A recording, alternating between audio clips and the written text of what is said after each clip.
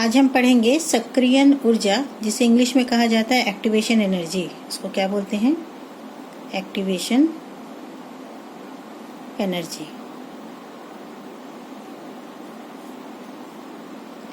सक्रियण ऊर्जा या एक्टिवेशन एनर्जी जो है, ये रासायनिक बलगति की एक बहुत ही इम्पोर्टेंट टॉपिक है।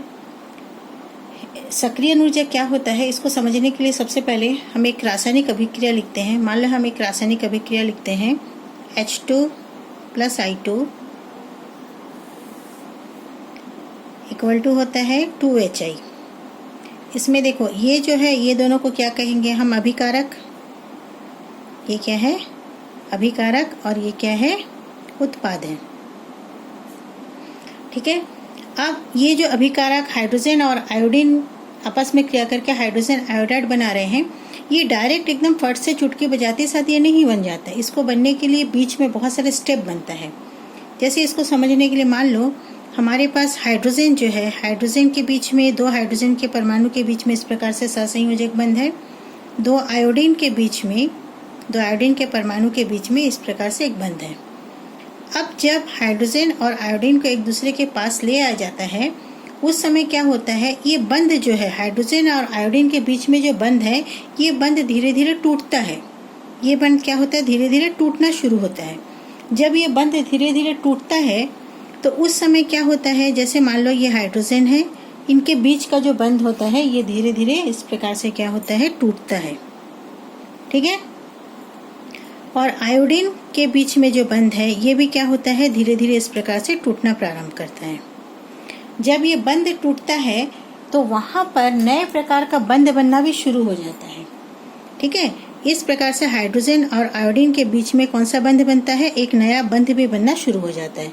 ये पुराना बंध देखो, ये जो बंध है ये क्या होता है? टूटना शुरू हो जाता है। और यहाँ पर ये जो नया बंध है, ये दोनों हाइड्रोजन और आयोडीन के बीच में ये नया बंध जो है वो बनना शुरू हो जाता है। ठीक है। तो ये नया बंध बनना शुरू होता है और पुराना बंध जो है, जिसको मैं इस प्रकार से टूटी लाइन से दिखा रही देखो, ये बंध जो है वो टूटना शुरू हो जाता है। नेक्स्ट स्टेप में क्या होता है कि ये जो हाइड्रोजन और हाइड्रोजन के बीच में जो बंध था वो पूरी तरह से टूट जाता है। तो हाइड्रोजन और आयोडीन के बीच में एक नया बंध यहाँ पर बनना बन जाता है। ठीक है। मतलब हाइड्रोजन के बीच में जो बंध है वो पूरी तरह से देखो टूट गया है और हाइड्रोजन और आयोडीन के बीच में यहाँ पर एक नया बंध बन जाता है। और इस तरह से हाइड्रोजन आयोडाइड के कितने अणु बन गए हैं? 2 अणु। इसी को अपन क्या बोलते हैं? उत्पाद बोलते हैं। इसी को अपन क्या बोलते हैं? उत्पाद बोलते हैं। ठीक है। इसके बीच में ये जो नया चीज बना है, इसी को अपन क्या बोलते हैं? इसको बोलते हैं सक्रिय संकुल। सक्रिय संकुल या मध्यवर्ती इसको कहा जाता है। इसको क्या कहते हैं? मध्यवर्ती। इसका मतलब क्या है, जब क्रियाकारक यानी अभिकारक से जब भी उत्पाद बनता है, उस समय बीच में एक चीज बनता है जिसको क्या कहा जाता है? मध्यवर्ती, या इसी को कहा जाता है सक्रिय संकुल। इसी को क्या कहते हैं? सक्रिय संकुल, या इसी को इंग्लिश में कहा जाता है एक्टिवेशन कॉम्प्लेक्स। इसी को क्या कहते हैं? Activated complex. इसको बोलते हैं एक्टिवेटेड कॉम्प्लेक्स बोलते हैं। ठीक है, समझ में आया? अब देखो इसका मतलब ये है कि यहाँ पर पहले क्या बनेगा? एक्टिवेटेड कॉम्प्लेक्स बनेगा, उसके बाद ही जाके उत्पाद बन सकता है। यानी अभिकारक से उत्पाद डायरेक्ट नहीं बन सकता है, पहले उसको क्या बनना पड़ेगा? मध्यवर्ती बनना पड़ेगा। अब देखो ये मध्यवर्ती कैसे बनता है। सभी प्रकार के मध्यवर्ती के निर्माण के लिए जो आवश्यक ऊर्जा लगता है, इसी को कहा जाता है सक्रियण ऊर्जा। इसको समझने के लिए हम एक ग्राफ बनाते हैं। देखो यहाँ पर एक ग्राफ मैं बना रही हूँ। ग्राफ से समझना पड़ेगा। यहाँ पर एक्स एक्सिस पर हम लेते हैं अभिक्रिया निर्देशांक। अभिक्रिया, इसको क्या बोलेंगे हम? अभिक्रिया निर्देशांक। इसको बोला जाएगा अभिक्रिया निर्देशांक। अभिक्रिया निर्देशांक का मतलब होता है इस दिशा में अभिक्रिया जो है वो आगे बढ़ रही है, और इस दिशा में अपन लेते हैं, यहाँ पर अपन लेते हैं ऊर्जा। यहाँ इस अक्ष पर वाई एक्सिस पर अपन क्या लेते हैं? ऊर्जा। एक्स एक्सिस पर अपन लेते हैं अभिक्रिया निर्देशांक। मान लो हमारे पास क्रियाकारक मान लो अपन रिएक्टेंट है, रिएक्टेंट मतलब क्रियाकारक हुआ, अभिकारक को क्या बोलते हैं, रिएक्टेंट, उसको अपन R से दर्शा रहे हैं। ठीक है, ये जो R होता है, R से यदि उसको P बनाना होता है तो सबसे पहले उसको क्या होता है, एक इसकी ऊर्जा को धीरे धीरे क्या करना पड़ता है, अपने को बढ़ाना पड़ता है। इस प्रकार से ये मध्यवर्ती तक पहले जाता है। ठीक है, मध्यवर्ती तक जाने के बाद मतलब R की ऊर्जा जो है धीरे धीरे उसको क्या करना पड़ता है, सक्रियन मध्यवर्ती जो होता है उसकी ऊर्जा बढ़ जाती है। मतलब क्रियाकारक की ऊर्जा धीरे धीरे क्या होती है, बढ़ती है। यहाँ पर जहाँ पर जाकर वो एकदम अधिक हो जाता है, जहाँ पर जाके वो मध्यवर्ती बनता है, उस अवस्था को कहा जाता है एक्टिवेटेड कॉम्प्लेक्स, या इसी ऊर्जा को कहा जाता है सक्रियन ऊर्जा। मध्यवर्ती बनने के बाद इसकी ऊर्जा धीरे धीरे इस प्रकार से कम होती है, और कम होने के बाद वो किस में परिवर्तित होता है, ये यहाँ पर परिवर्तित होता है प्रोडक्ट में, मतलब क्रियाफल या उत्पाद में परिवर्तित होता है। तो अब यहाँ पर देखो, तो ये जो अंतर है, देखो क्रियाकारक से लेकर यहाँ तक का ये जो ऊर्जा का अंतर होता है, इतना जो ऊर्जा होता है, इस ऊर्जा को कहा जाता है सक्रियन ऊर्जा।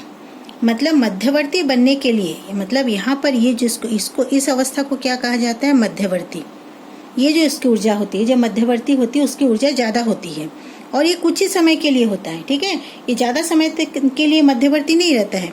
मध्यवर्ती जो होता है वो कुछ ही समय के लिए उसकी अवस्था जो है वो कुछ ही समय के लिए होता है। उसके बाद तुरंत उसकी ऊर्जा फिर से क्या हो जाती है, कम हो जाती है और प्रोडक्ट में बदल जाता है।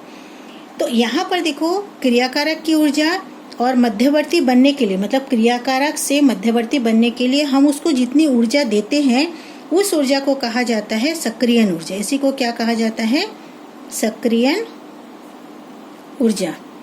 इसको अपन किससे दर्शाते हैं, इसका नोटिफिकेशन है EA से दर्शाया जाता है। ठीक है, तो इसका मतलब है कि क्रियाकारक को यदि अपन सक्रियन ऊर्जा देंगे तभी वो क्या बनता है, मध्यवर्ती बनता है। और जैसे ही मध्यवर्ती बन जाता है उसके बाद उसकी ऊर्जा धीरे धीरे कम होती है, और उसके बाद वो किस में परिवर्तित हो जाती है, प्रोडक्ट में परिवर्तित हो जाता है। क्रियाकारक जो है सीधा प्रोडक्ट में नहीं बदल सकता है, ये हमेशा आप लोग याद रखोगे। यहाँ से क्रियाकारक से प्रोडक्ट हमेशा तुरंत एक ही रास्ते में डायरेक्ट यहाँ पर नहीं बन सकता है। उसको पहले ये जो बैरियर होता है, ये जो पहाड़ का जो चूड़ा है यहाँ ऊपर जो ये है, इस बैरियर को उसको पार करेगा तभी जाकर वो प्रोडक्ट में परिवर्तित हो सकता है। मतलब यदि तुमको क्रियाकारक को प्रोडक्ट में परिवर्तित होना है तो इस पहाड़ को उसको पार करना पड़ेगा, मतलब यहाँ तक ऊंचाई तक चढ़ना पड़ेगा, मध्यवर्ती बनना पड़ेगा, तब जाकर वो किस में परिवर्तित हो सकता है, प्रोडक्ट में परिवर्तित हो सकता है। जैसे यहाँ पर कई प्रकार की रासायनिक अभिक्रिया के लिए ये जो सक्रियन ऊर्जा की जो बैरियर होता है ये अलग अलग होता है। किसी के लिए यहाँ तक भी हो सकता है, किसी के लिए और ऊपर तक भी जा सकता है, जैसे यहाँ से लेकर यहाँ तक भी जा सकता है, किसी के लिए यहाँ से यहाँ तक भी हो सकता है। क्या होता है कि ये जो सक्रियन ऊर्जा बैरियर होता है, कुछ अभिक्रिया के लिए सक्रियन ऊर्जा बैरियर कभी कभी थोड़ा सा कम भी हो सकता है, मतलब पहाड़ की चोटी जो है कम भी हो सकता है। ये कब होता है, यदि अपन उत्प्रेरक का उपयोग करते हैं तब यहाँ पर सक्रियन ऊर्जा का जो बैरियर होता है ये कम हो जाता है। ठीक है, तो इसलिए हम कहते हैं कि उत्प्रेरक की उपस्थिति में अभिक्रिया का जो वेग जो है वो क्या हो जाती है, अधिक हो जाता है। इसका कारण क्या है कि उत्प्रेरक जो है वो क्या करता है, सक्रियन ऊर्जा बैरियर को वो कम कर देता है। ठीक है, तो हम यहाँ पर इतना समझ गए कि क्रियाकारक से यदि अपने को प्रोडक्ट यानी क्रियाफल बनना है तो अपने को कहाँ तक चढ़ना पड़ेगा, मध्यवर्ती तक चढ़ना है। और मध्यवर्ती तक चढ़ने के लिए उसको क्या चाहिए, ऊर्जा चाहिए। तो देखो यहाँ पर क्रियाकारक की ऊर्जा मान लो यहाँ पर कितना है, 20 है। ठीक है, और हम यहाँ पर कितना दिए उसको, यहाँ पर ऊर्जा कितना है, मान लो उसकी ऊर्जा जो है 70 हो गया, कितना हो गया 70। तो यहाँ पर कितनी ऊर्जा हमने उसको दिया, 50। कितनी ऊर्जा हमने उसको दिया, 50 ऊर्जा हमने उसको क्या किया, दिया है। ठीक है, 50 ऊर्जा हमने उसको क्या किया, दिया है। अब जब वो यहाँ से लेकर प्रोडक्ट में परिवर्तित हुआ तो मान लो इसकी ऊर्जा कितना है, यहाँ पर 10 है। ठीक है, इसका मतलब क्या हुआ, इसका मतलब देखो क्रियाकारक की ऊर्जा कितनी थी, 20 थी, और प्रोडक्ट की ऊर्जा कितनी हुई, 10 हो गई। इसका मतलब क्या हुई, ऊर्जा जो है क्या हुआ, मुक्त हुआ। इसका मतलब ऊर्जा क्या हुआ, ऊर्जा यहाँ पर क्या हुआ, मुक्त हुआ, क्योंकि प्रोडक्ट की ऊर्जा क्या हो गई, कम हो गई। क्रियाकारक की ऊर्जा कितनी थी, 10 थी। क्रियाफल की ऊर्जा कितनी है, या क्रियाकारक की ऊर्जा कितनी थी, 20। क्रिया उत्पाद की ऊर्जा कितनी है, 10। इसका मतलब जब क्रियाकारक से क्रियाफल बना तो 10 किलो ऊर्जा जो है वो क्या होगी, 20 ऋण 10 मतलब 10 किलो ऊर्जा क्या होगी उसकी, 10 ऊर्जा जो है वो मुक्त हुई। तो इसलिए डेल एच का जो मान होगा वो क्या होगा, नेगेटिव में आएगा। ठीक है, डेल एच का मान क्या हो जाएगा, नेगेटिव में आएगा, क्योंकि यहाँ पर डेल एच इक्वल टू क्या हो जाएगा, 10 - 20 इक्वल टू कितना हो गया, -10।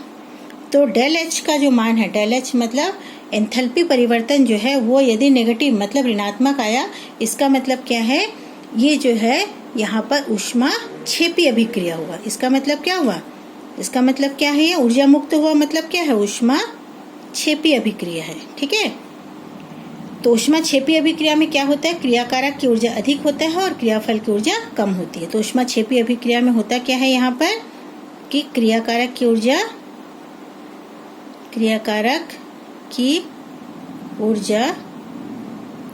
उत्पाद की ऊर्जा से अधिक होता है। ठीक है, और डेल एच मतलब एंथैल्पी परिवर्तन क्या होता है, हमेशा नेगेटिव यानी ऋणात्मक होगा। ठीक है, तो उसके बाद देखो यहाँ से लेकर यहाँ पर 20 लिए अपन 50, उसको कितना मध्यवर्ती बनने के लिए उसको कितनी ऊर्जा की आवश्यकता थी, 70 तक पहुंचना था। अब 70 तक वो पहुंचेगा कैसे, हम उस विलयन को क्या करेंगे, गर्म करेंगे। गर्म करके उसकी ऊर्जा को कहाँ तक पहुंचाना है, 70 तक पहुंचाना है। तो हमने कितनी ऊर्जा दी है, 50 ऊर्जा उसको और दी। पहले से उसके पास कितना था, 20 था, हमने कितना दिया, 50 दिया, तब टोटल मिला के कितना हो गया, 70। तो हमने बाहर से जो ऊर्जा उसको दिए, जो ऊर्जा दिए मतलब उसको या तो गर्म करना पड़ा है या जो भी हो, उसको जो भी ऊर्जा दिए, इस ऊर्जा को क्या कहेंगे, सक्रियण ऊर्जा। और जब तक उसकी ऊर्जा 70 नहीं होगी तब तक वो प्रोडक्ट में यानी उत्पाद में परिवर्तित नहीं हो पाएगा। तो हर रासायनिक अभिक्रिया के लिए सक्रियण ऊर्जा का वैल्यू जो है वो अलग अलग होता है। किसी के लिए सक्रियण ऊर्जा कम होता है, जैसे कोई यदि रूम टेम्परेचर पर रासायनिक अभिक्रिया हो रही है, इसका मतलब रूम टेम्परेचर यदि उस समय मान लो 30 है ना, 30 डिग्री सेंटीग्रेड है, तो हो सकता है कि उस अभिक्रिया के लिए जो सक्रियण ऊर्जा है वो कितना है, या मध्यवर्ती का जो ऊर्जा है वो कितना था, 30 था। इसलिए वो क्या हो गया, आसानी से रूम टेम्परेचर पर अभिक्रिया कर लिया। यदि किसी अभिक्रिया के लिए मध्यवर्ती की ऊर्जा जो है वो मान लो उसको 100 डिग्री सेंटीग्रेड चाहिए, तब अपने को क्या करना पड़ेगा, उसको गर्म करके उसको 100 डिग्री सेंटीग्रेड तक पहुंचाना पड़ेगा, तब जाकर वो उत्पाद में परिवर्तित होगा। इसलिए हम क्या करते हैं, जब प्रैक्टिकल करते हैं तो उस समय हम टेस्ट ट्यूब में जो भी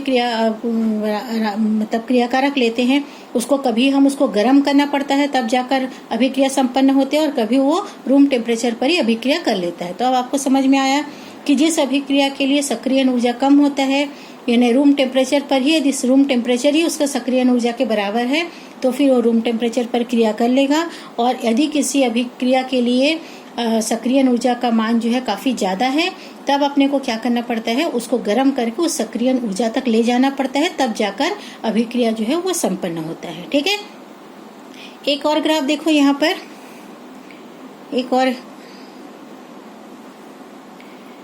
एक और अपन ग्राफ बना रहे हैं। इस ग्राफ में देखो, यहाँ पर फिर से अपन वही यहाँ पर क्या लेंगे, अभिक्रिया निर्देशांक। यहाँ पर क्या है, अभिक्रिया निर्देशांक है, मतलब इस दिशा में अभिक्रिया आगे बढ़ रही है, इस दिशा में अपन क्या लेते हैं, ऊर्जा को लेते हैं। ठीक है, तो अब यहाँ पर देखो, इस दिशा में यदि अपन ऊर्जा को लेते हैं तो मान लो यहाँ पर हमारे पास क्या है, ये रिएक्टेंट है। ठीक है, इस अभिक्रिया के लिए मान लो अपने को कितना चाहिए, ये मान लो अपने को 90 चाहिए। ठीक है, अभिक्रिया ऊष्मा कितना चाहिए, अपने को 90 चाहिए। अब अपने को इसका मध्यवर्ती बनने के लिए यहाँ तक का क्रियाकारक को यहाँ तक पर चढ़ना पड़ेगा। तो क्रियाकारक को अपन धीरे धीरे गर्म करेंगे तो उसकी ऊर्जा बढ़ती जाएगी, बढ़ती बढ़ती उसकी ऊर्जा कितनी हो गई, मान लो 90 डिग्री सेंटीग्रेड तक पहुंच गई। ठीक है, अब जैसे ही 90 डिग्री सेंटीग्रेड तक पहुंच गई, अब वो क्या बना सकता है, प्रोडक्ट बना सकता है। ठीक है, ये मध्यवर्ती हो गई, और मध्यवर्ती के समय उसकी जो ऊर्जा होती है उसी को क्या कहा जाता है, सक्रियण ऊर्जा। उसको अपन ये से दर्शाते हैं। उसके बाद जैसे वो मध्यवर्ती बन जाता है, उसके बाद फिर उसकी ऊर्जा धीरे धीरे कम होती है। कम होते होते मान लो उसकी ऊर्जा जो है यहाँ पर वो प्रोडक्ट में बदल गया, यहाँ पर वो किस में बदल गया, प्रोडक्ट में बदल गया। अब देखो, ये जो मैं ग्राफ बनाई हूँ, इस ग्राफ में और पहले वाले ग्राफ में थोड़ा सा अंतर है। यहाँ पर प्रोडक्ट की जो ऊर्जा है ये देखो ज्यादा दिख रहा है, ये मान लो 30 है, और क्रियाकारक की ऊर्जा कितनी है, मान लो 20 है। ठीक है, तो अपन देख रहे हैं कि प्रोडक्ट की ऊर्जा कितनी हो गई, 30 है। इसका मतलब क्रियाकारक की ऊर्जा से उत्पाद की ऊर्जा क्या है, ज्यादा है। इसका मतलब क्रियाकारक से प्रोडक्ट बनने के लिए उसने 10 किलो कैलोरी ऊर्जा क्या की, अवशोषित कर लिया। ठीक है, कितनी अवशोषित किया, 10 किलो कैलोरी ऊर्जा उसने अवशोषित किया। तो इसको अपन क्या बोलेंगे, ऊष्मा शोषी अभिक्रिया। इसको अपन क्या बोलेंगे, ऊष्मा शोषी अभिक्रिया। तो ऊष्मा शोषी अभिक्रिया जो है यहाँ पर ये क्या हुई, ऊष्मा शोषी अभिक्रिया।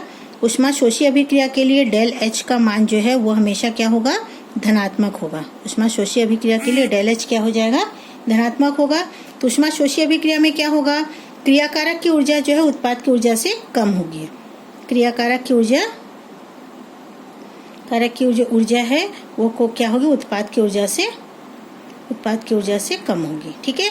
और यहाँ पर देखो सक्रियण ऊर्जा कितनी हो गई, इसका ऊर्जा पहले कितना था, 20 था, है ना। तो अपने सक्रियण ऊर्जा इसका कितना हो गया, पहले 20 था, अपने उसको कितना 90 तक ले जाने के लिए कितना देना पड़ा, 70। तो यहाँ पर 70 जो है ये क्या हो जाएगा, उसका सक्रियण ऊर्जा हो जाएगा। ठीक है। अभिक्रिया की सक्रियण ऊर्जा यहाँ पर कितना है, 70 है। समझ में आया। तो यदि मान लो यहाँ पर क्रियाकारक की ऊर्जा जो है वो क्रियाफल की ऊर्जा से कम है, तो फिर उसको अपन क्या बोलेंगे, ऊष्मा शोषी अभिक्रिया, क्योंकि उत्पाद ने 10 किलो कैलोरी ऊर्जा जो है उसने क्या किया, अवशोषित कर लिया। ठीक है। उस समय डेल एच का मान क्या हो जाएगा, पॉजिटिव में आएगा। ठीक है। तो इस तरह से ऊष्मा शोषी और ऊष्मा क्षेपी अभिक्रिया में अंतर समझ में आए। तो ऊष्मा शोषी अभिक्रिया के लिए इस प्रकार से ग्राफ बनेगा और ऊष्मा क्षेपी अभिक्रिया के लिए इस प्रकार का ग्राफ बनेगा। और सक्रियण ऊर्जा क्या है, समझ में आया। सक्रियण ऊर्जा किसे कहते हैं, मध्यवर्ती निर्माण के लिए जो आवश्यक ऊर्जा होता है, मध्यवर्ती के निर्माण के लिए जो आवश्यक ऊर्जा हमने उसको दिया, उसी को क्या कहेंगे, सक्रियण ऊर्जा। तो यहाँ पर आप एक वो लिख सकते हो,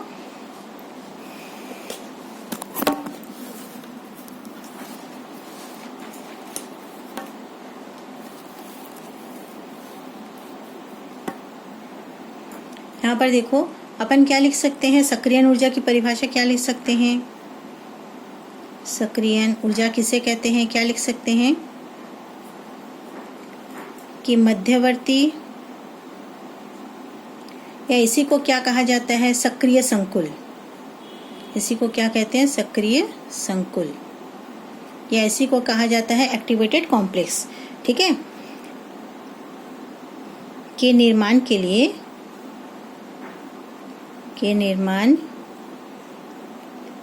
लिए आवश्यक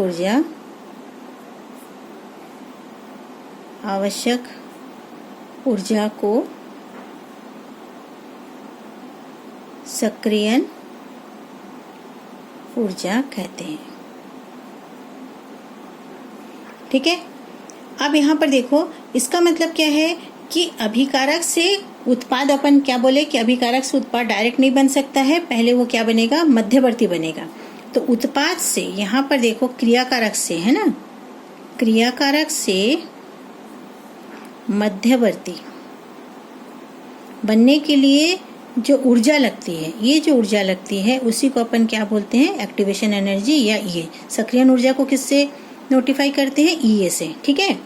तो क्रियाकारक से मध्यवर्ती बनने के लिए जो ऊर्जा की आवश्यकता पड़ती है उसी को क्या कहा जाता है, सक्रियण ऊर्जा। समझ में आया। अब देखो सक्रियण ऊर्जा ये किसने बताया था, आर्हेनियस के संगठन सिद्धांत में अनुसार आर्हेनियस ने ये बताया था। तो आर्हेनियस का जो संगठन सिद्धांत होता है, आर्हेनियस ने इसको बताया था से सक्रियण ऊर्जा इस प्रकार से होता है। तो आर्हेनियस के संगठन मतलब होता है टक्कर। तो आर्हेनियस के संगठन सिद्धांत जो है, आर्हेनियस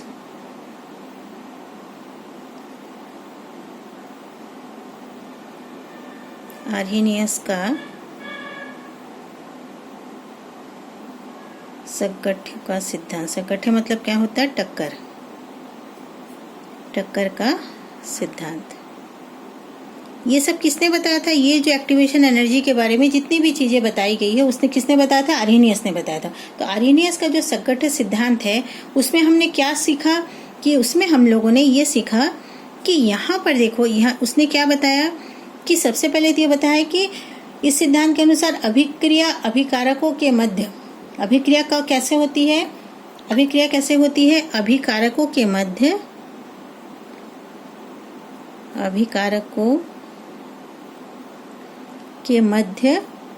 क्या होता है, टक्कर होता है। टक्कर को क्या कहा जाता है, संगठन कहते हैं। ठीक है।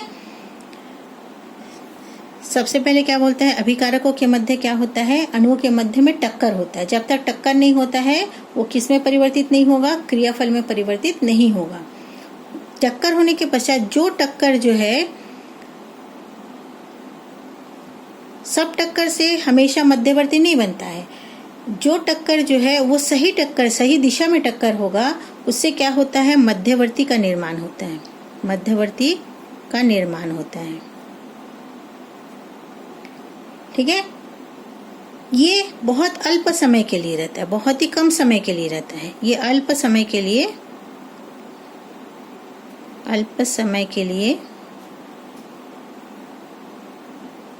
या कम समय के लिए अस्तित्व में रहता है। मतलब जो एक्टिवेटेड कॉम्प्लेक्स बनता है ना, जो मध्यवर्ती बनता है, वो बहुत कम समय के लिए रहता है और फिर वो किस में परिवर्तित हो जाता है, उत्पाद में परिवर्तित हो जाता है। ठीक है, तो ये है आर्हेनियस का संगठक का सिद्धांत।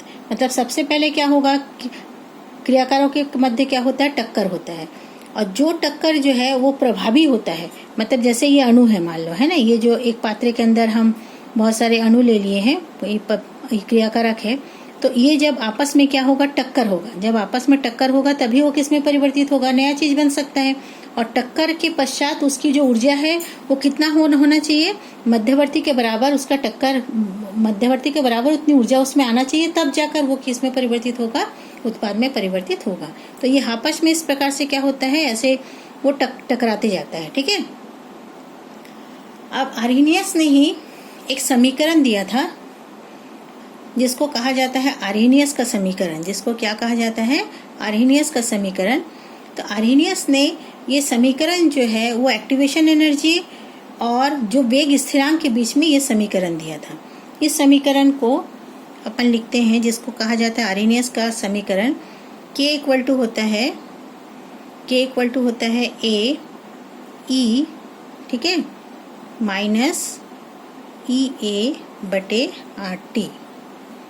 ठीक है, अब इसमें देखो, ये जो इस समीकरण को क्या कहा जाता है, आर्हेनियस का समीकरण। इसको आप लोग हमेशा याद रखोगे। इसको क्या कहा जाता है, आर्हेनियस का समीकरण। समीकरण में हम देख रहे हैं किसके किसके बीच में संबंध है। यहाँ पर EA को क्या बताई थी मैं, EA मतलब सक्रियण ऊर्जा, एक्टिवेशन एनर्जी। K क्या है यहाँ पर, वेग स्थिरांक। K यहाँ पर क्या है, वेग स्थिरांक। वेग स्थिरांक का संबंध किससे होता है, अभिक्रिया के वेग से। ठीक है, इसका मतलब यदि ये मतलब एक्टिवेशन एनर्जी का संबंध किससे है, वेग स्थिरांक से है। मतलब एक्टिवेशन एनर्जी का संबंध जो है किससे है, अभिक्रिया के वेग से संबंध है। ये यदि बढ़ेगा तो अभिक्रिया का वेग भी क्या हो जाएगा, बढ़ जाएगा। मतलब ये संबंध इसके बीच में है। ठीक है, उसके बाद क्या है, यहाँ पर EA क्या है, ये को क्या बोलेंगे, एक्टिवेशन सक्रियण ऊर्जा।